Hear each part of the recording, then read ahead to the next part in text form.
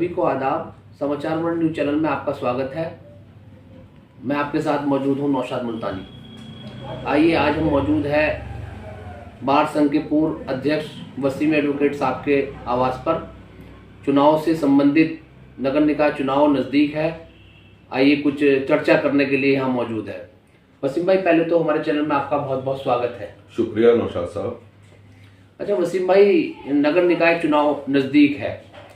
Chairman पद का चुनाव लड़ने के लिए आपकी क्या तैयारियां हैं?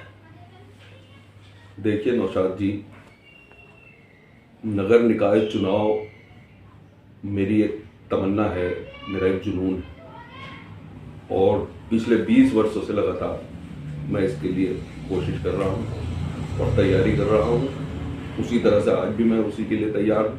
मुझे इसके लिए कोई नए तरीके से कोई तैयारी या नया तरीका कोई मेरे पास नहीं है। जो तरीका मेरा जनता से संपर्क करने का है वो जारी है, अपने नेताओं से मुलाकात करने का है वो जारी है। इसके अलावा मेरे पास कोई और रणनीति क्या होगी? जैसे हम लोग तो पहले एक्सपीरियंस होल्डर हैं, चेयरमैन रही हैं घर में। इसके अलावा मैं भी चेयरमैन पद का एक बार चुनाव लड़ चुका हूँ, इसलिए हमारी तैयारी वैसी की वैसी है जैसी हम लोग पहले करते चले आ रहे थे। आज भी जनता के संपर्क में है, जनता के हितों के लिए लड़ रहे हैं, लड़ते रहेंगे। निकाय चुनाव में दोबारा आरक्षण होना है, नजीबाबाद सीट को लेकर आपका क्या कहना है? देखिए नौशाद जी, पहले भी एक इंटरव्यू आपने मेरा लिया था, उसमें भी मैंने आपको बताया था, आज भी मेरा वही स्टैंड है कि मुझे आरक्षण से कोई लेना देना नहीं है। चाहे जैसा आरक्षण हो, हम हर उसमें कैटेगरी में क्वालिफाई करते हैं, सिर्फ एससी कैटेगरी को छोड़कर। तो चुनाव का जो भी आरक्षण हो, इससे हम पे कोई फर्क नहीं पड़ता। चुनाव लड़ना है, सिंबल पे चुनाव लड़ना है, समाजवादी के सिंबल होता है तो हर कंडीशन में चुनाव लड़ेंगे, अदरवाइज नहीं लड़ेंगे। अच्छा वसीम भाई, आप जो है अब तक काफ़ी चुनाव जो है लड़ चुके और लड़ा भी चुके काफ़ी लोगों को, इस बारे में आप क्या कहेंगे? देखिए नौशाद जी, हमारे यहाँ लोग जो से नगर पालिका का चुनाव है 5 साल में एक बार होता है, तो वो चुनाव लड़ते लड़ाते हैं। मेरा इतिहास अलग है। मैं 5 के 5 साल चुनाव में रहता हूँ। तमाम अपने साथियों को प्रधान पद के लिए, जिला पंचायत अध्यक्ष के लिए, जिला पंचायत सदस्यों के लिए, ब्लॉक प्रमुख के लिए चुनाव लड़ाता रहता हूँ, उनके संपर्क में रहता हूँ। हम सेकुलर लोग हैं, हम सबकी मदद करते रहते हैं और उसी तरह से लोग हमारी मदद करते रहते हैं। मैं अपने कैरियर में 1999 से, मेरा रजिस्ट्रेशन 1999 का है बार एसोसिएशन का। तभी से मैं 3 बार सेक्रेटरी रह चुका हूँ बार का, 2 बार अध्यक्ष रह चुका हूँ और मेरी पत्नी 2007 में सभासद रह चुकी हैं। 2012 में मैं भी नगर पालिका का चुनाव लड़ चुका हूँ, जिसमें मात्र लगभग 2000 वोट मैं कंसीव कर पाया था। अब उम्मीद करता हूँ कि उनके आगे एक 0 लगाकर इंशाल्लाह 20,000 वोट प्राप्त करूँगा। वसीम भाई, सभी वर्गों का वोट व सपोर्ट हासिल करने के लिए आपकी इस बार चुनाव में रणनीति क्या होगी? देखिए, सभी वर्गों का वोट हमारे साथ पहले से ही रहा है।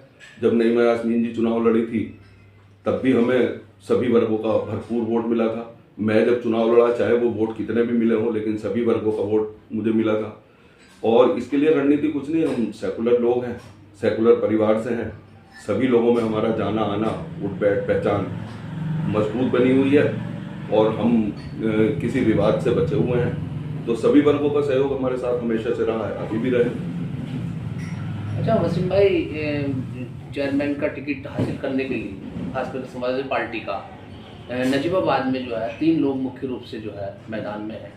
जैसे पूर्व चेयरमैन मौजम खां एडवोकेट साहब हैं, हाजी फैजल साहब हैं और आप हैं। तो इसमें आप मुख्य प्रतिद्वंदी किसे मानते हैं और इसमें क्या आगे आपको सफलता मिल रही है, कहाँ तक? देखिए, मुख्य प्रतिद्वंदी चाहे टिकट में कह लो या नगर पालिका चेयरमैन पद की लड़ाई में कह लो, मुख्य प्रतिद्वंदी ये मानना पड़ेगा कि मौजम खां पूर्व चेयरमैन ही मेरे प्रतिद्वंदी है और उन्हीं से टिकट की लड़ाई है, अन्य कोई टिकट की लड़ाई में नहीं।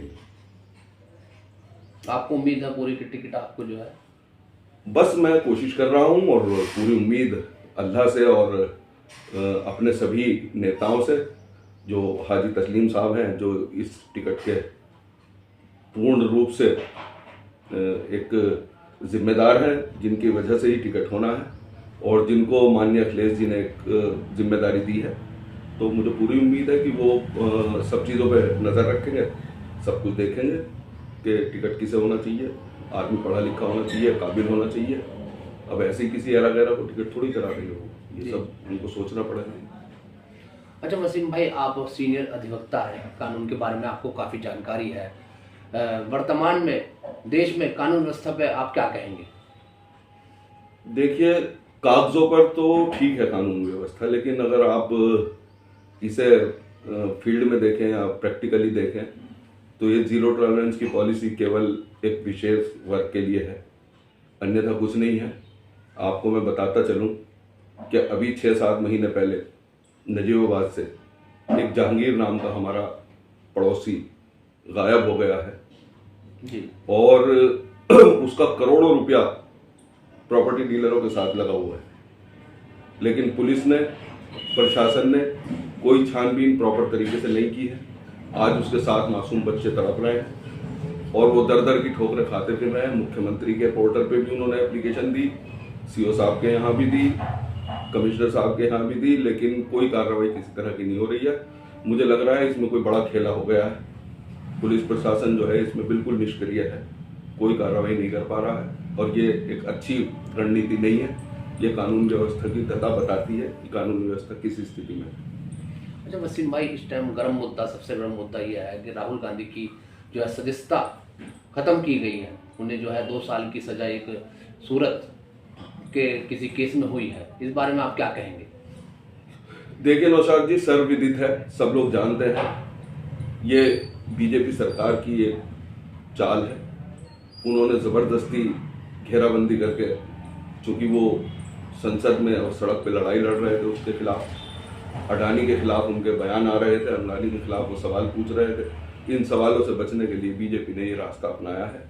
इसमें कानून का सहारा लिया गया है और जुडिशरी के बारे में मैं कुछ कहना नहीं चाहता, लेकिन जजों को भी, किसी को राज्यसभा जाना है, किसी को प्रमोशन कराना है। अब इससे ज़्यादा मैं आपके लिए क्या कहूँ? ये अच्छी वो नहीं है, ये संविधान के साथ खिलवाड़ है और इससे लोगों को भरना पड़ेगा, लोगों को इसके लिए लड़ना पड़ेगा।